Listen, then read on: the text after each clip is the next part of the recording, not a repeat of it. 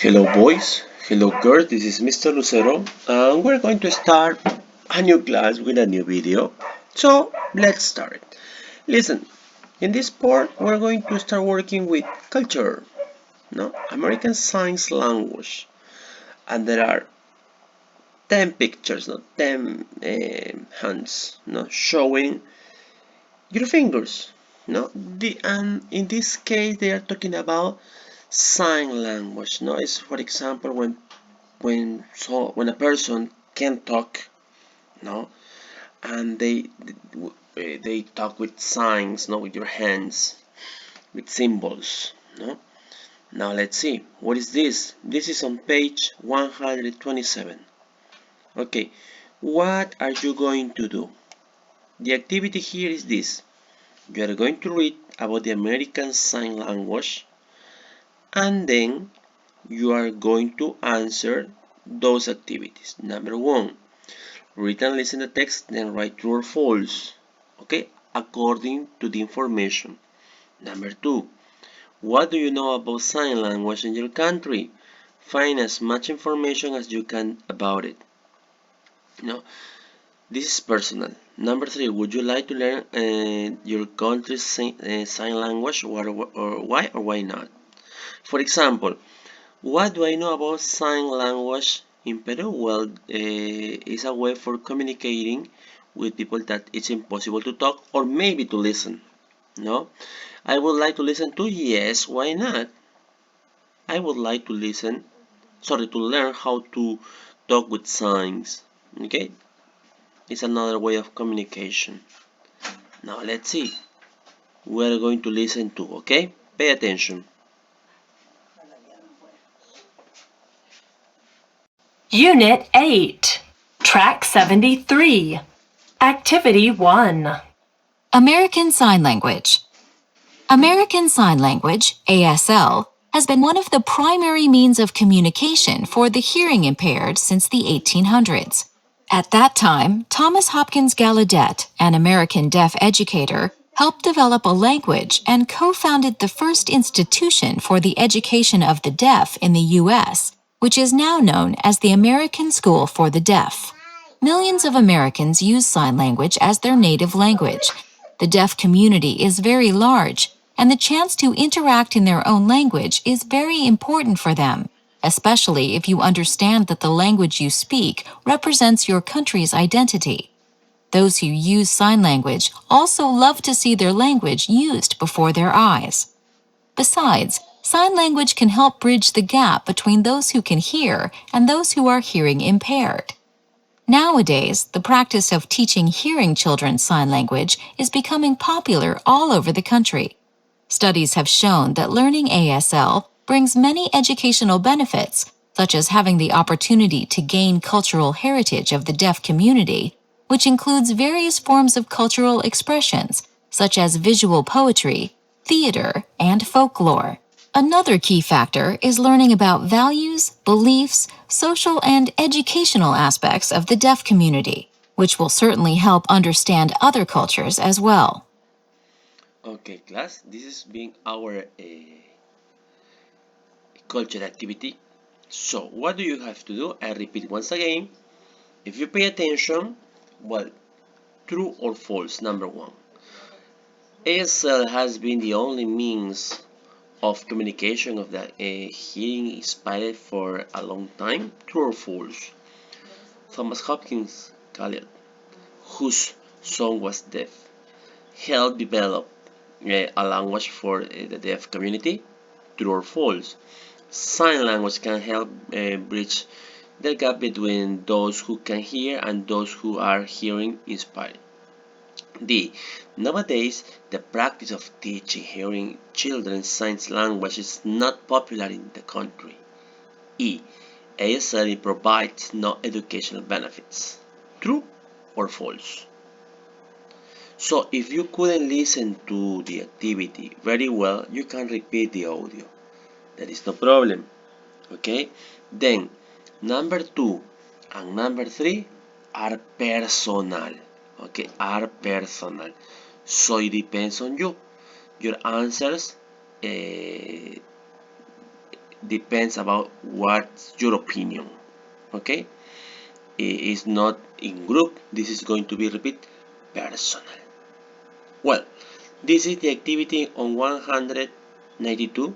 No, now we're going to continue working on 130. In this part, we have vocabulary number 2, adjective with able or able. Okay, now here says number 1, complete the definitions with adjective in the box. Okay, so what is the first activity? Practice. No, here is the activity. No, a person or thing that you can see is visible. We have one. Now let's practice. Acceptable, bearable, flexible, reasonable, reliable, responsible, visible. So this has been our vocabulary. So what do you have to do in this moment? The idea is to read, the information and try to complete. Now, for example, a person or thing, that you can see is visible. No. Now let's see. Number 2, a person. Letter A. A person who can deal with a lot of responsibility is responsible. No, what is that? Here, responsible.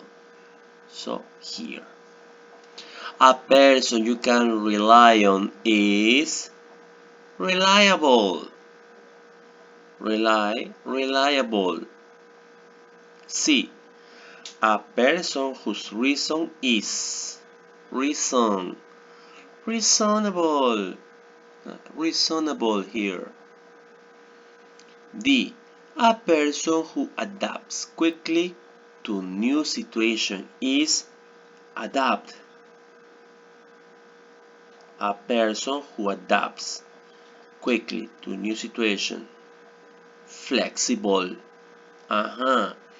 E. A situation that you can bear is bearable. F.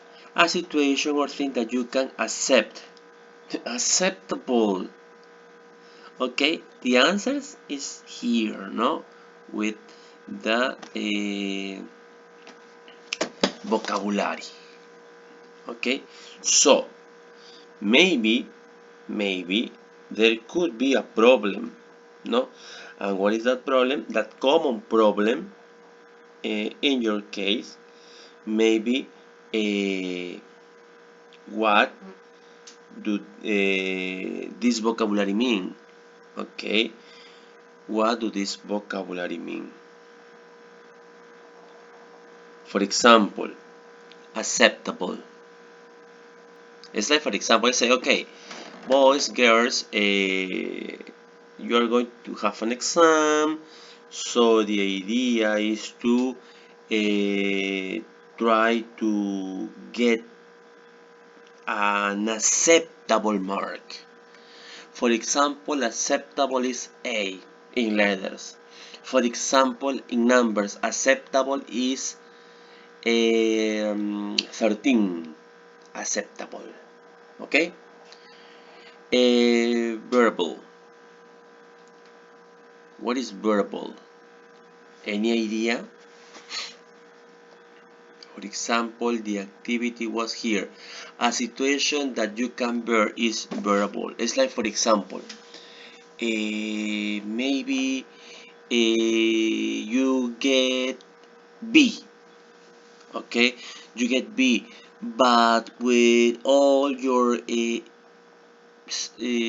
all the year, you can bear this situation, bearable. You can get good marks. No excellent, bearable. No idea? Okay, let's see. It's like, for example, okay, you visit someone, okay, this is a personal experience. You visit someone and for lunch, okay, you visit someone for lunch and this person prepares something that you don't like, but you can eat. You don't like it, but you eat. It's bearable, soportable, okay. Okay, let's see. Flexible, flexible, flexible, okay. Reasonable, reasonable is, for example, when you want to go to Saga, for example, and you can see a pair of running shoes that cost 300 soles. No, that is expensive, too much.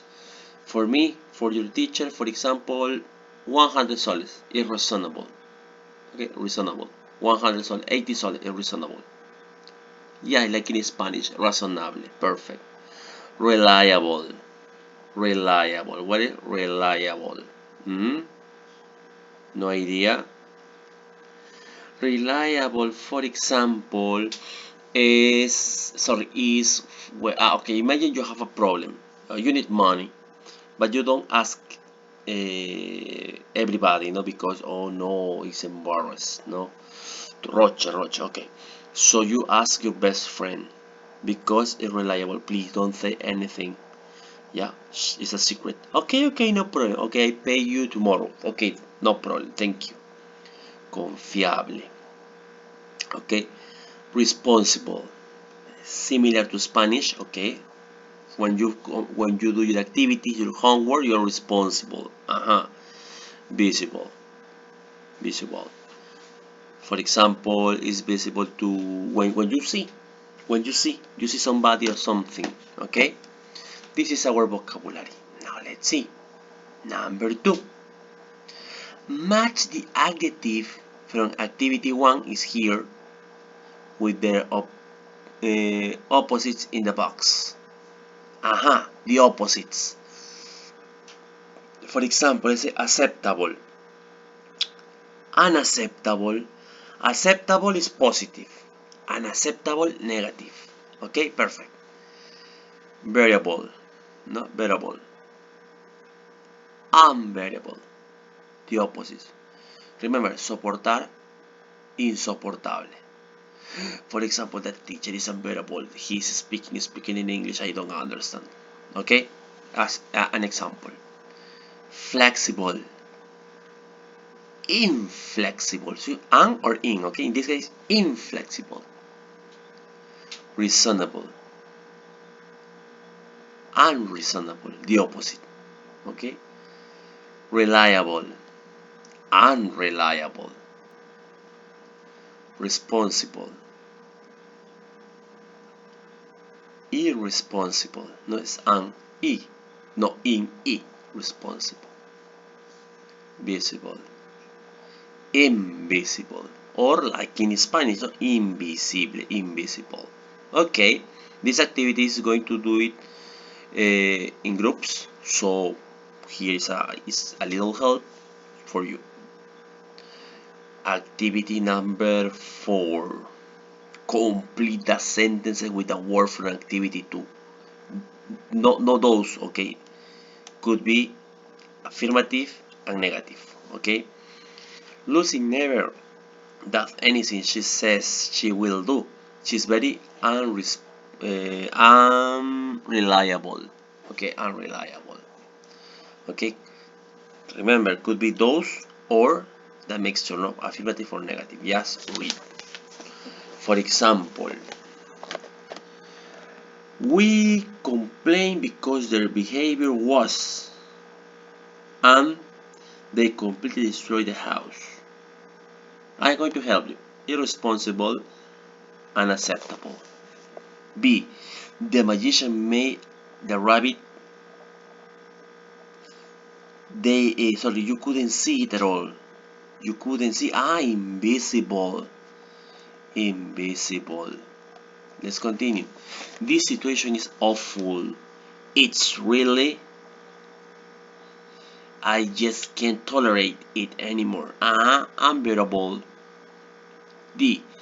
Jan is he doesn't like changes. He doesn't like. Inflexible. My mom said I couldn't go to the party. She's so unreasonable. No, unreasonable. Perfect. So I help with the activity. Well, if you check the video, it's going to be okay. If you don't, well, it depends on you. Activity number 2, reading number 2. Okay? Look at the cartoon self-portrait. Cartoon self-portrait. Yes, this one. Okay, the man behind the chicken. Okay. What 3 questions would you ask the cartoonist? 3 questions you will ask a dog savage. For example, why a chicken? Why in yellow? Okay, those are my questions. Why the man behind the chickens? Those are my questions. What about you? Number 2, read and listen. Did you have similar questions? Okay, here you are going to check the activity. So are the questions the same as you thought? Remember, those were my example. What about you? I don't know. You are going to do it in our class. So, first of all, let's read. Remember, the first activity is to check if the questions are the same or different. Then, read the text again, then write true or false, correct the sentences, not the false sentences. Be careful with that, okay? This is all the reading. Pay attention. Go.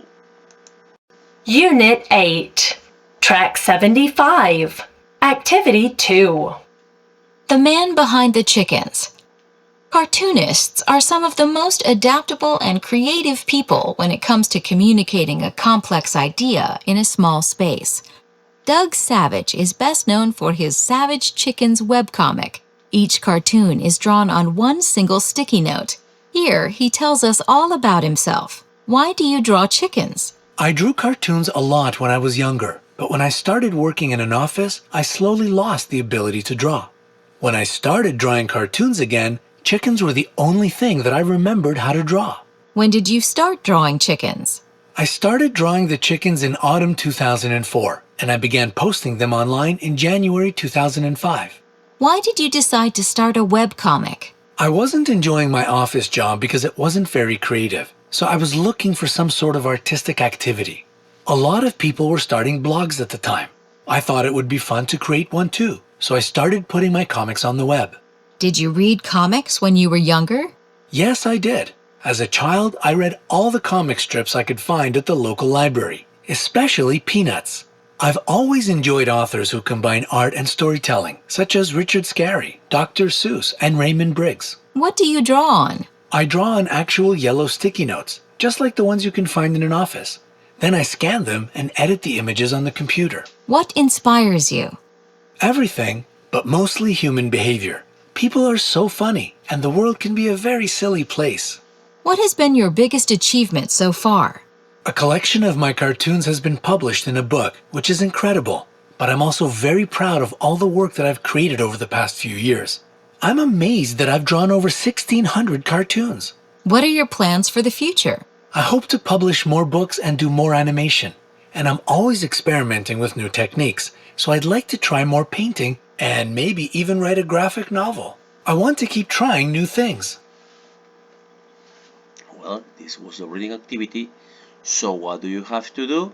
We're going to focus on page 130, okay?